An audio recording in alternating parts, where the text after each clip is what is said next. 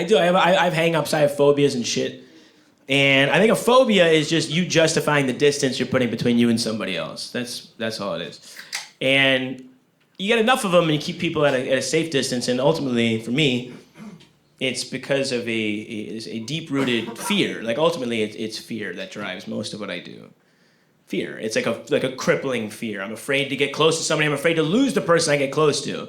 Right? I'm afraid if I let them in, they're going to hurt me in a way that no one else can.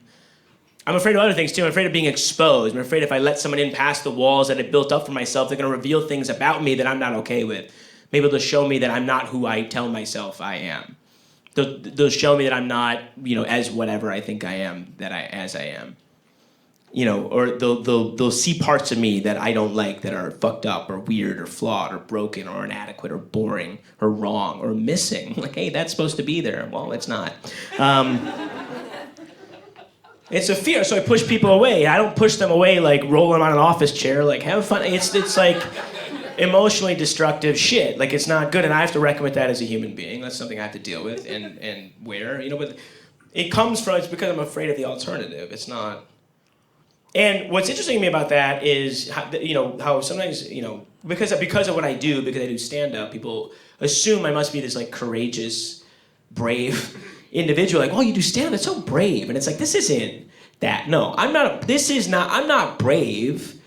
This isn't scary.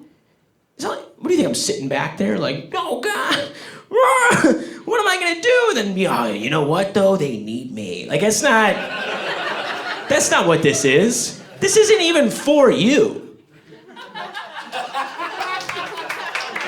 Like, I get something out of this too. It's not, there's a sense of validation that I get that I need to rise to a minimum level of self-acceptance.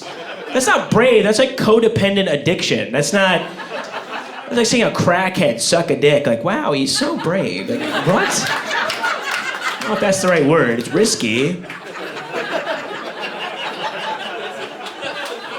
Brave. And the reason it's not brave is because I'm not actually vulnerable in this moment. Like, there's nothing you can do to hurt me. You could like not like it, but it's like, cool. It's not gonna hurt me. Okay, we don't have the same taste, that's fine. But you can't, it's not even like because this isn't like an honest moment we're experiencing, right? Because like, this is not an honest conversation. Like, first, like, I wrote most of it. Like, it's written. It's not, what kind of honest person writes something and goes and yells at people and then, like, it's not honest at all. It's all written. This whole bravery, honesty bit is written in a notebook somewhere. I wrote it out. I'm saying the words that I wrote to you now.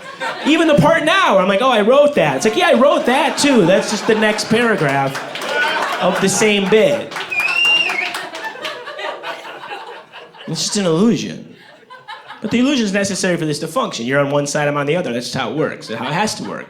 I used to be on the other side. I used to watch shows. I used to watch stand-up on TV when I was a kid. I used to like it. And I would relate to what the people were saying, and so I would feel connected to them in some way. I was like, oh my God, I feel so connected to them. If I could just get to the other side of that, I would feel that connected to everyone that I spoke to. And now that I'm here, I realize that I am so alone. It's a complete lie, because you're not connecting with me, you're connecting to my ideas, and those are not the same thing. And don't conflate the two, because it's not me. That isn't me, and you have no access to me by design. That's the thing. It's like this whole thing is itself, like, me talking about these things in a funny way is me avoiding the emotion behind the thing I'm talking about. Like, and I'm sick of it. I'm getting to a point, like, truly, I am sick of that. I don't know if I want to do that anymore. I don't know if I want to find the funny angle and everything. I don't want to write a bit about loneliness if it means I have to know what loneliness feels like all the time. I don't want to write a rant about love in the abstract. I want to know what that is firsthand and not have to commodify it in this weird, fucked up dynamic. That would be brave. Like, love is the bravest thing a person can do. I believe that. Like, to truly unguard yourself, let your guard down, expose your heart to somebody else, look at each other's flaws, accept them, orbit that berry center of love together, knowing, best case scenario, one of you has to watch the other one die. Not trying to bum anyone out, but holy shit! That's fucking brave. They tell you at the wedding, they're like, this ends in death. And you're like, cool. Like, what the fuck? How? You accepted your mortality and the mortality of your spouse in front of your family, and then you ate cake? Like, that's the bravest shit on earth. That's like gangster, sociopathic level of bravery. I can't do that.